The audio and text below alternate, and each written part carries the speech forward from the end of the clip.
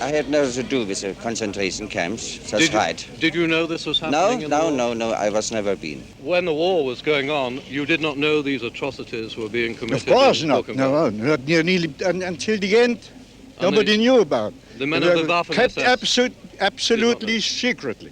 Do you think there is a serious danger in Germany of a revival of Nazi feeling? These people are gathering again and help one another to gain leading positions in business and in the civil service, even in the security police. This is very dangerous. The general public is not tending to Nazi feelings, but it should not be underestimated. This is the place where the empire of Adolf Hitler finally perished. Glücksburg Castle in the far north of Germany, just south of the Danish border. It happened 20 years ago. Hitler himself had committed suicide in Berlin and handed over to Admiral Dönitz. And it was here in this castle that the troops of Field Marshal Montgomery found Dönitz and perhaps the most feared and hated of all the Nazi leaders, Heinrich Himmler, the man who organized the murder of Jews and Slavs and the man who created and led the SS. 30 miles south of Glücksburg, the town of Rendsburg, wartime headquarters of the North German Waffen-SS, the military arm of the organization. An SS reunion here disturbed the autumnal peace last weekend with bitter memories of what the Nazi regime meant. German anti-Nazis make no distinction. In Rendsburg last Saturday evening, 600 people gathered to demonstrate their feelings about the old soldiers' reunion due to take place the next morning. Now you see, this demonstration is organized by the Union of Victims of the Nazi regime, and they're demonstrating against any type of meetings organized by the SS, because the SS was that group that organized persecutions of people fighting the Hitler regime.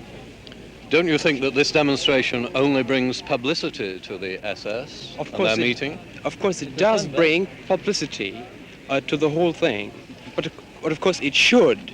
You see, as long as there are remnants of the past of the Third Reich, and as long as there are still people of the SS who feel to be proud of being people of the SS in the Federal Republic, it should be publicized. If these people are gathering again and help one another to gain leading positions in the private business and in the civil service, even in the security police, as we know by press informations now, this is very dangerous. Do you think there is a serious danger in Germany of a revival of Nazi feeling? Well, the general public is not tending to Nazi feelings, but I think the beginnings have to be stopped, and the direction is dangerous, and it should not be underestimated.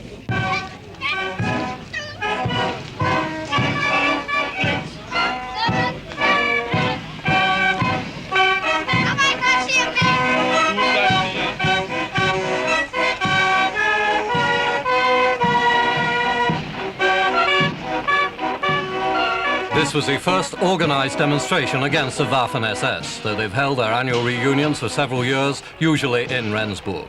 The demonstrators had come from far afield, from Hamburg, Kiel and Lübeck. They were mostly working class.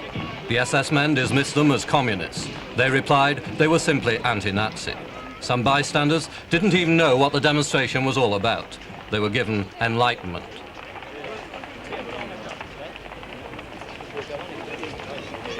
The demonstration was orderly but not regimented, peaceful but obviously deeply felt.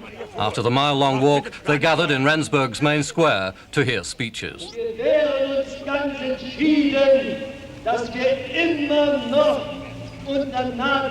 Speakers said the new West German democracy should make a clean break with the country's evil past. The very name, SS, made Germany hated all over the world.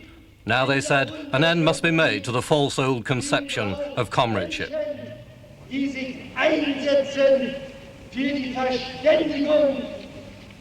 War criminals, they said, still flourished in Germany, some of them in important positions in local and state government and in the security service.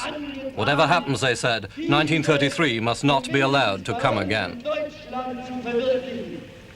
The following morning, Sunday, on the outskirts of Rendsburg, the Nordmark-Halle stood ready for the reunion of 1,200 former soldiers of the Himmler divisions. Not only Germans, but Danes and Dutchmen too, for it was Nazi policy to recruit young men of the conquered countries into the military arm of the SS. Some brought their wives along. Nearly all had the affluent air of men who haven't done so badly for themselves in the years since the war.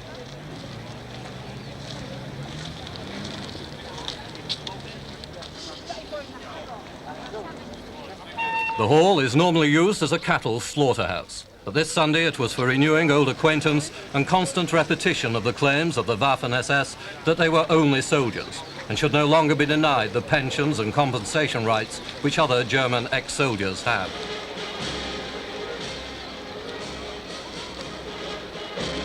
These shots had to be snatched as we were not given permission to film inside. They said that last year Dutch SS men were victimized when shots of them appeared on Dutch television. In the speeches, the word Kameradschaft, comradeship, constantly recurred. Another theme constantly repeated was, we were not war criminals. I had nothing to do with the concentration camps. That's right. Did you know this was happening? No, I was never been. The main thing is to make a difference and to distinguish the general SS from the Waffen-SS. That means the armed SS who are just the same as a soldier of the army or the navy. They have nothing to do with, for instance, with concentration camps or the atrocities handled there.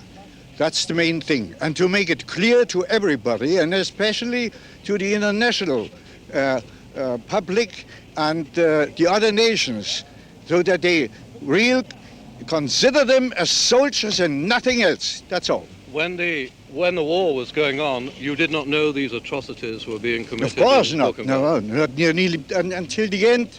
Nobody knew about it. The men of the Waffen-SS kept absolutely secretly. Now you know. Is there a sense? And these people here, they have nothing to do with it. Not at all. They're just only proper, orderly soldiers. While proper, orderly soldiers held the front, other SS men perpetrated their unparalleled crimes. If all SS men now pay the price, it may seem a bit rough on some, but one cannot help feeling that if rough, it is rough justice.